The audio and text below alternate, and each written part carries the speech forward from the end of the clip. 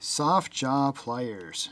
These three are my most recent purchases, and I teased these in a previous Japan tool haul unboxing. We're going to take a closer look at these and we're going to talk about applications. This one I don't think is made in Japan. The pliers doesn't say it's made in Japan. This is the larger version of the same one. This doesn't say it's made in Japan. This doesn't say it's made in Japan. I scanned the card with my Google Translator app and I can't find anything that says these are made in Japan. But these from IPS are made in Japan. They are proudly labeled made in Japan on the tool and on the card. These two pliers both come with one set of replacement jaws. The jaws on these are made of nylon. So when you look at this, if you're thinking that this is like a soft silicone or something like that, it's not. This is a very hard, durable plastic. It really doesn't have any mushiness to it at all. So this is the IPS SH165S, made in Japan, nylon jaws. It has a built-in spring. The pliers opens up wide enough so you can get a screwdriver in here to remove these screws to replace those nylon pads. So it has normal and it has the wide opening. So this is the wide opening with the handle all the way closed. And we're seeing about almost 7 millimeters. This is the IPS PH165. This does not have a spring. This has nylon replaceable inserts or pads on it. So this can be opened wide enough to replace those pads. It also has two positions. Let's look at the normal position. So that's 5 millimeters there. About 1 millimeter, maybe 2. And then if we open it up into the widest position, close the handle as tight as it'll go. 11, it's about 10.5 to 11 millimeters. Out here on the end, it's 5.5, 6.5 on the ends. Okay, let's take a look at the contours on these plastic pads.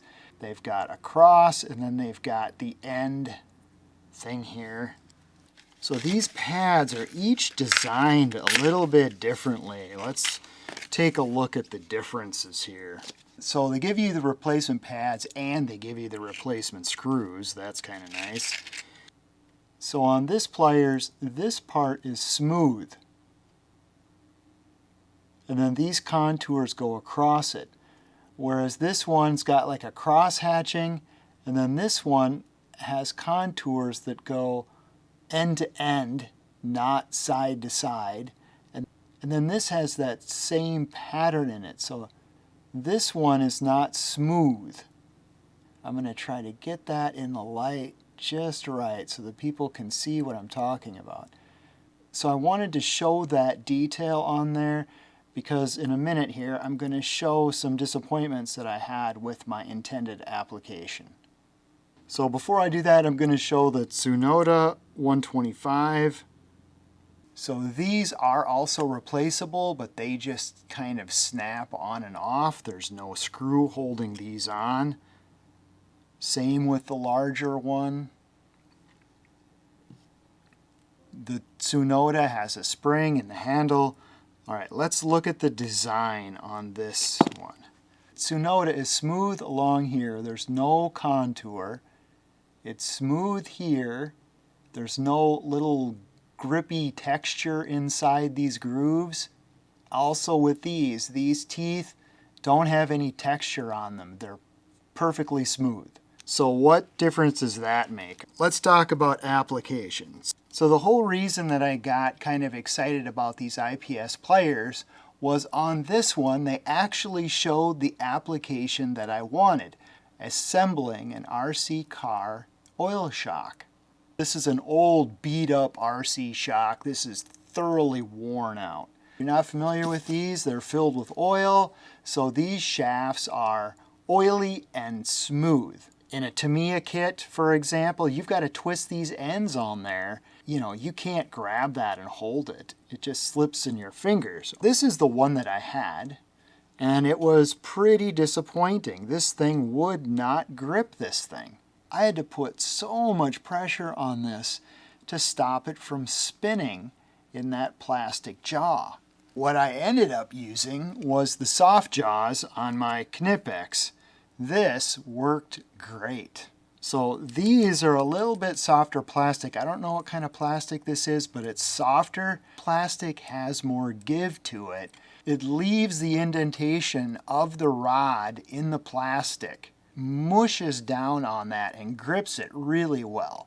So then I got these products, and well, this one was kind of dumb because it's exactly the same issue. It spins on that. Those grooves are all smooth, so everything just spins like that. Okay, so what about the IPS? Is the IPS better than the Tsunoda? Because they did put some texturing in those grooves. So yes, the IPS is better than the Tsunoda, but it's still really difficult. I've got to exert a lot of pressure. Doesn't really grip these smooth, oily, round surfaces. And the same is true for this one. This one just doesn't do the job either. So if you're trying to thread or unthread like a chrome pipe with these pliers, I don't know how well that's going to work, because I can use my hands to spin the rod in the pliers. So even though the sizing of the pliers and the adjustability of the jaw are really good, for trying to thread or unthread a polished or chromed rod, I don't know if these are really very good at that. I wish that IPS would make an alternate set of jaws that fits these pliers that has a softer silicone compound that's more mushy and more grippy than this nylon or polyamide. Nylon is a polyamide. I don't know how well suited these are for plumbing and a trade application. I'm not a plumber, I'm not an electrician, so I can't really go too deep into that. Maybe these work great for certain applications in plumbing and electrical. I don't know. So for those of us that are looking for really good hobby tools, these really aren't the best for this application. The Knipex is way better. Takes a lot less pressure on this to be able to hold this oily, smooth, polished shaft without it spinning in the jaws. Okay, well, all right, what about this?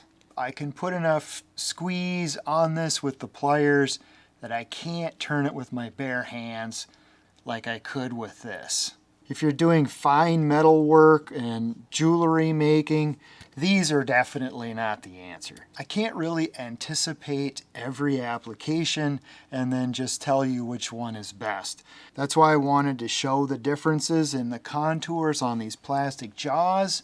Hopefully that is enough information for you to figure out whether or not any of these examples fit your intended application. Hopefully that's helpful and interesting, and you know how YouTube works. Stay tuned, and thank you for watching.